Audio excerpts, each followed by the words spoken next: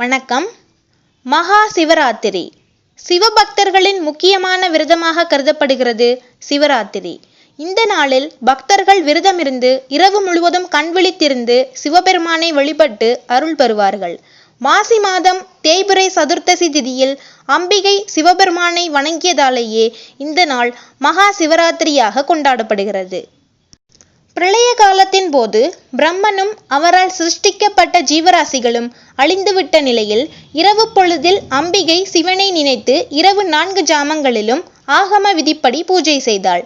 இந்நாளில் நான் எப்படி வழிபட்டேனோ அப்படியே வழிபடுவோருக்கு இப்பிறவியில் செல்வமும் மறுபிறவியில் சொர்க்கமும் இறுதியில் மோட்சமும் தர வேண்டும் என்று கேட்டுக்கொண்டாள்.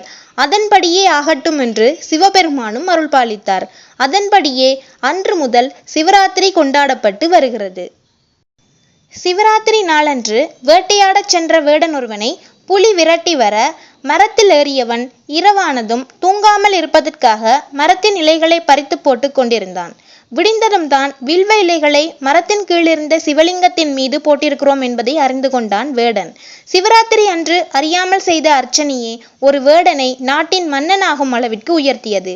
எனவே பக்தியுடன் சிவராத்திரி விரதம் இருப்பவர்களும் அவர்களது சந்ததியும் செல்வ வளத்துடன் திகழ்வார்கள். மகா சிவராத்திரி விரதம் இருப்பவர்கள் சிவராத்திரி அன்று முழுவதும் உபவாசம் இருந்து வீட்டில் சிவபூஜை செய்து வழிபடலாம். சிவபூஜை செய்ய முடியாதவர்கள் சிவாலயங்களுக்கு சென்று 4 காலங்களிலும் நடைபெறும் விசேஷ பூஜை அபிஷேகங்களை கண்டுகளிக்கலாம். பால், தயிர், நெய், தேன், பூஜை பொருட்கள் போன்றவற்றை கொடுக்கலாம்.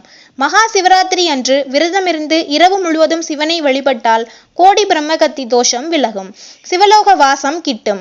காசியில் முக்தி அடைந்த பலன் கிடைக்கும். சகல செல்வங்களும் நிறைந்த மங்கள வாழ்வு கிட்டும். மேலும் இது போன்ற ஆன்மீக குறிப்புகளை தெரிஞ்சுக்க சேனலை சப்ஸ்கிரைப் பண்ணுங்க. நன்றி.